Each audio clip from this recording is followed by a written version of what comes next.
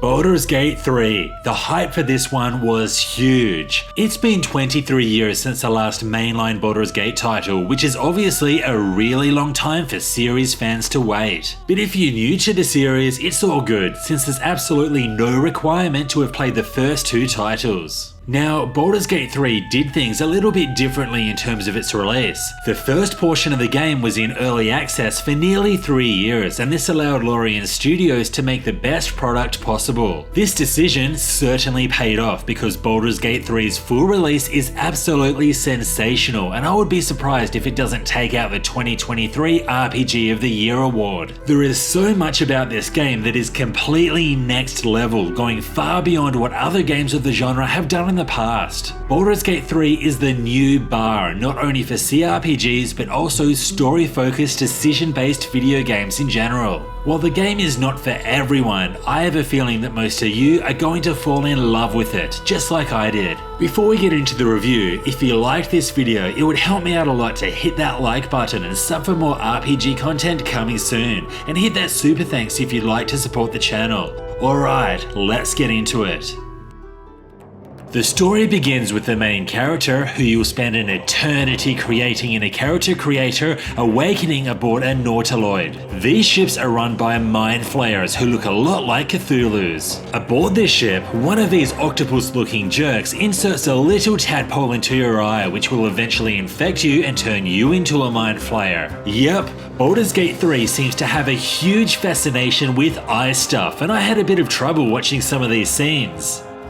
It doesn't take long for your character to escape the ship and then team up with a bunch of other tadpole-infected companions to find a cure. However, for some reason, you are all able to resist the transformation process, which is one of the many mysteries that you'll uncover as the game progresses. Perhaps the single best thing about the entire Baldur's Gate 3 experience is its storytelling. It is one hell of a ride, and it's just mind-blowing how many different ways there are to progress. I have never played a game in my life that presents so many ways to do things and so many variables that will alter your experience in ways both big and small. Making certain dialogue choices, bringing along certain characters, your character's race and background, choices that were made in the past, your progress in other areas of the game, who is still alive and who's kicked the bucket. All of these factors play a role in how you progress, and it really feels like I could play this game forever and still see something new.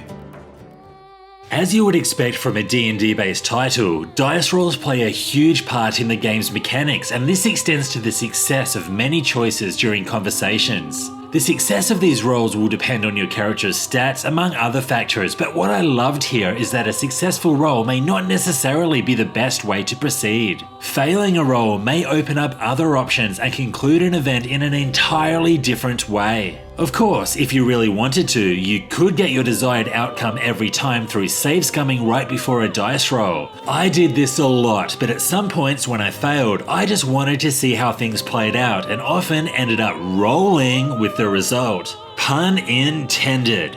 The story, the choices you face, and the plethora of ways to do things is unmatched, but I did encounter a few problems here. There were quite a few story bugs along the way, which is understandable considering the game is new and the amount of variables at play, but it did impact my enjoyment at times. At one point early in the game, I stole an artifact from an altar to stop a ritual from taking place. Usually this would begin a fight, but just before the fight initiated, I fast traveled away with the stolen item. Seriously, I would totally rob banks if I could just fast travel back home. Anyway, when I returned to the area, no one seemed to have noticed the artifact wasn't there, so they just kept on chanting away to nothing. This meant that a few other linked quests didn't really make sense. I also encountered a game-breaking bug which lost me about 8 hours of progress. After obtaining a story-required item, I accidentally sold it to a merchant because I didn't think I needed it. Usually I would be able to buy it back, but due to other story events, said vendor attacked me, forcing me to kill her in self-defense. Obviously, you can't deal with a dead person, so that item was lost forever. At least I had 1,000,001 saves, so I didn't have to start the game all over again, but still, 8 hours, I was a tadpole pissed off. I am on fire today. Baldur's Gate 3 is divided into 3 acts with new regions to explore as you progress. These maps are huge with plenty to explore and more secrets than Harry Potter's chamber. I cannot count the amount of times where I thought I discovered everything in an area only to come back later and discover something new. There is just so much to do and loads of quality side quests to uncover. And when I say side quests, I don't mean regular run-of-the-mill side quests. I mean Witcher 3 tier side quests, which are all incredibly engaging, have useful rewards, and will teach you something about the world. And then there's the colourful cast of companions whose side quests are among the best the game has to offer. I fell in love with the cast, and the more I journeyed and learned about them, the more I really came to appreciate them. Unfortunately, it turns out that I kinda murdered Karlach at the start of the game because one of my companions and other NPCs led me to believe it was the right thing to do. So yeah, I am still royally pissed off about that one. And yes, you can also form romantic relationships with them. However, at times it's hard to know when you're selecting a romantic option in conversation. At one point, I just wanted good old Gale to teach me magic, but he saw it as an opportunity to get in my pants. Dude, I just want to be friends. Alright, now let's dig into the strategic-based combat. You can take 4 characters into battle with the characters and enemies' turn order clearly displayed at the top of the screen. Each turn, a character can move, perform a main action, and perform a bonus action, and these will all be different depending on which class you choose. The cleric, for instance, may first move their character into a better position, attack with a fireball from range as their main action, then use a basic healing spell as their bonus action. Many classes can cast spells, but these will all use up spell slots, but then there's cantrips, which are spells that don't expend slots. And this is just the tip of the iceberg. Like the rest of the game, there are just so many intricacies that you'll need to consider. Your approach to each battle also requires some thought. Using the environment to your advantage is crucial. For instance, pushing enemies off ledges, exploding barrels, and considering the terrain could all turn the tides of battle. In addition, you can enter battle with a single character and have 3 undetected characters join from different positions after a few turns. I absolutely loved the options that I was given in terms of how to approach combat situations and the actions I could take within them.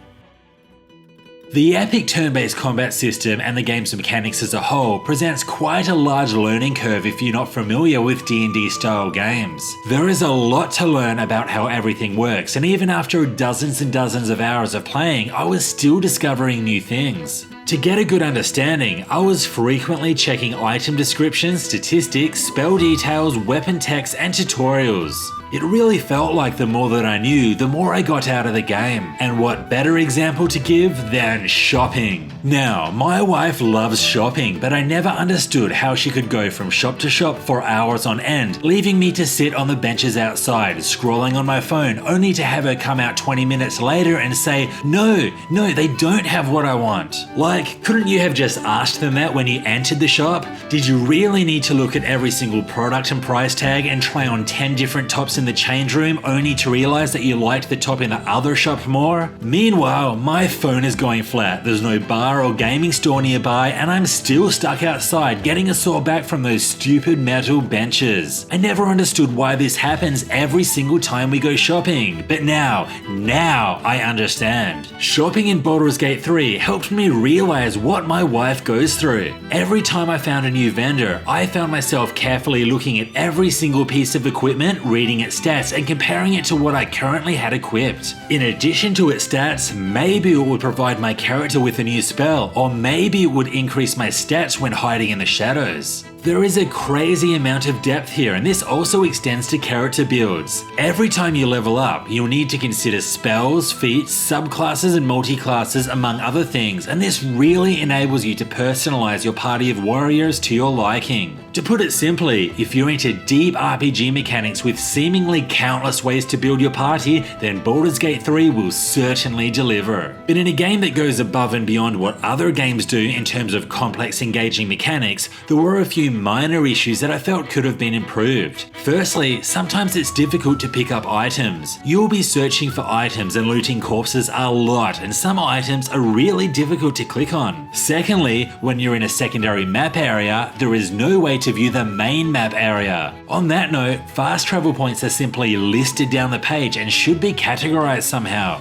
I also found changing party members more time consuming than it should have been. To do this, you have to go to camp, talk to the party member to release them, then talk to the other party member to have them join. There should be a fast way to change party members, or at least to view what they have in their inventory. In many ways, Baldur's Gate 3 is the best game I've ever played. There are just certain things about the game that goes so far beyond what other games have done in the past, and the number one example of this is its storytelling. Yeah, the story is good on its own, but the amount of ways that you can deal with each and every event or situation is just extraordinary. Then there's a strong cast of characters. I loved learning more and more about them through completing their side quests, and I'm still totally bitter that the game convinced me to murder one before I could recruit them. But when I'm not working through the story, I was probably busy exploring the world. There is so much to discover and so many secrets to find. I just loved it all. The turn-based combat was also a lot of fun and really tested my skills. There is a lot to think about at all times, and this is how RPGs should be. Speaking of RPGs, the RPG mechanics were also brilliantly complex, providing countless options to build your characters. Well, the ones that you don't accidentally murder anyway. If there's one major issue that impacted my enjoyment at times, it was the quest bugs. I unfortunately encountered a few of these, but on the bright side, this is something that could easily be patched out in the future. As you can tell, I am now a huge fan of Baldur's Gate 3. It exceeded all of my expectations and may possibly be my game of the year. What did you think of Baldur's Gate 3? Do you agree with what I said? Let me know in the comments below. This was Hellfire RPGs. Thanks for watching. If you liked this video, hit that like button and sub for more RPG content coming soon. And if you want to support the channel, you can hit that super thanks button. See you next time.